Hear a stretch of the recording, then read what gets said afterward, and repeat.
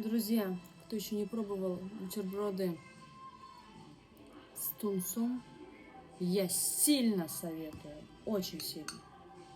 Вот так вот намазякиваем сверху салатиком, так вот чик-чик, оп-оп, и едим. Это просто фантастика. Будем пробовать. Вот такие вот они получились, пупсики. Вот так это не очень красиво. Где фокус? Вот. Вот так вот делаем. Все разваливается. Значит, нахер этот салат.